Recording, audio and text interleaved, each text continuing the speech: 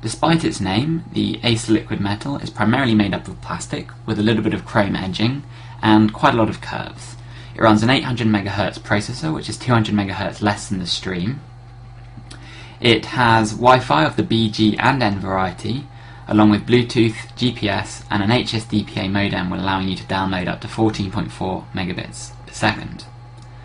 Now the front face of the device has 4 touch-sensitive keys at the bottom: the home key, the search key, the back key and the options come menu key.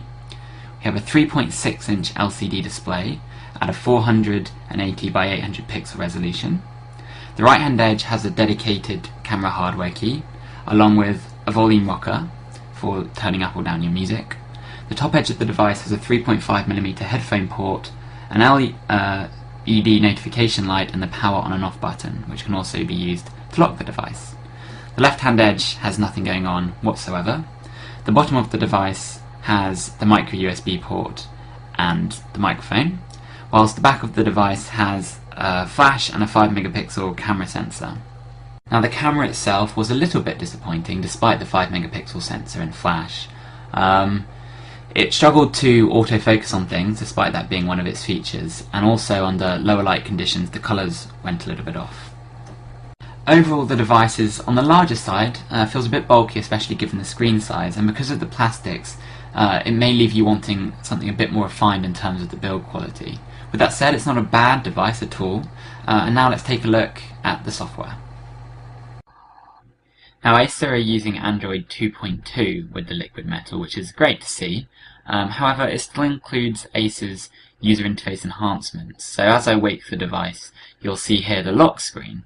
Now the lock screen actually has a number of widgets on it, including time, missed calls, new messages and weather, and you can swipe between lock screens where you can have access to different widgets. This lock screen is empty, but as I swipe back you'll see that we have the social widget that Acer have included here, then the music widget, and despite the fact that the phone is locked, you still have access to all these different widgets. And this is kind of nice and bad. It's good because as you pull the phone out of your pocket for the first time, you'll have access to things that you could potentially need quite frequently.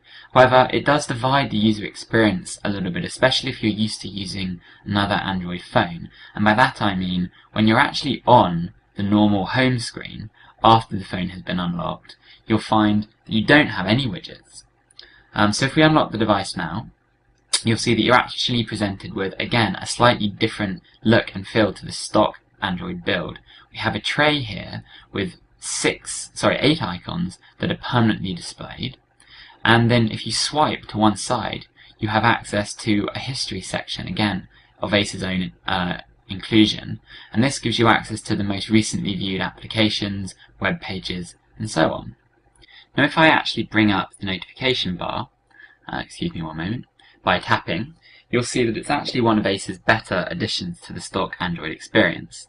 We can see here that we have access to latest pieces of information such as the time. We can even set an alarm.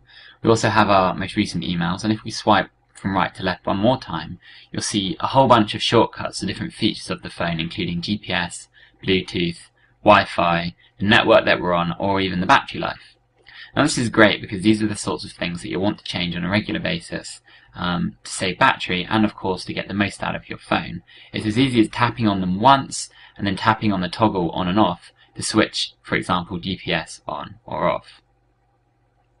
So if I tap at the very top and out of the notification bar and drag the tray up, you'll see that the 8 dedicated icons that were available to us remain. We can also swipe from right to left for the remaining shortcut icons for all the other programs that we might have installed. This is quite a nice little feature because it allows us to always have good constant access to our 8 most important shortcuts, whilst at the same time having access to all of our other ones very simply too. So Acer have included a number of applications with the Acer Liquid Metal to try and get you to stick with them in the future. These might include the Acer Spinlets, which give you access to streaming media such as music and TV for free from anywhere in the world, providing you have internet. There's also the Social Jogger application, which creates a collated list of all your Facebook updates and other social media updates for you to peruse and gain direct access to. There's also the Your Foo's avatar creation system, along with the Nemo player, which is like their own version of the standard Android music player. And they've also thrown in there for good measure RoadSync, which is a third-party application from Microsoft Exchange. As you'll have just seen in the case of Social Jogger, if you tap any one of the social media updates, it will take you to the appropriate application or web page to launch to gain better access to that information. So in this case, it was Facebook. If we take a quick look at the contacts system, you'll see that because we've already provided a Gmail account, we don't need to manually add or create our contacts as we use this phone for the first time.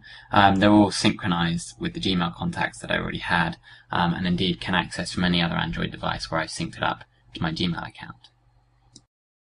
Now, it's been a little while since Acer entered the mobile phone market and decided to try and become a key player in that industry. And it took them, again, a little bit of time before they jumped on the Android bandwagon as the software that they will primarily use for their phones.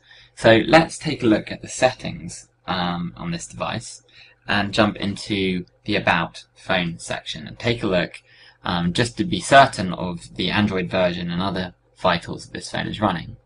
Now, as we can see here, it's definitely running Android 2.2 with a special build for the Liquid Metal, as you'd expect. Now let's take a look at the device information, because this will give us some idea about the CPU vendor, which is indeed Qualcomm, and it's currently clocked to 800 MHz. There's 512 ROM size and 512 megabytes of RAM size, and again we can see here the horizontal and vertical pixels as outlined at the beginning of this review.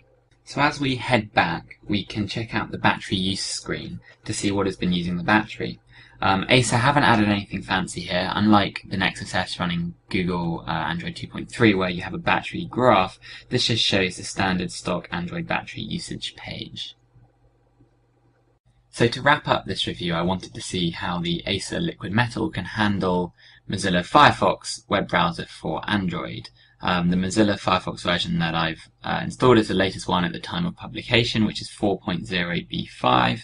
It's about 13 megabytes from the Android marketplace. This particular version offers improved performance for faster page loading time, reduced startup time, better JavaScript performance, as well as lower memory usage. Now, I'm going to make a search here for Mobile Burn. I'm typing very slowly because of the way I'm having to hold the phone, but I just want to sort of get a feel for how well the phone handles Firefox and how quickly it loads pages. Of course, I'm on Wi-Fi, but also the panning around and so on and so forth. So as I click the #1 link here in Google, it will take me to the Mobile Burn web page. And I really just wanted to get a very, very brief feel for how the panning, double tapping to zoom in and pinch to zoom out works on this device. So let's take a look here. The transition there, the animation was smooth, as you'd expect. Let's pinch to zoom out. Yeah, that works very nicely as well. So really, that was all I wanted to check. Overall, the Acer Liquid Metal is a solid contender. I don't think it's quite as nice as the Acer Stream, but it's also a lot cheaper.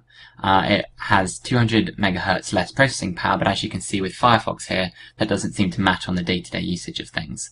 So if you're interested in this device, you can pick it up from Acer for about £270.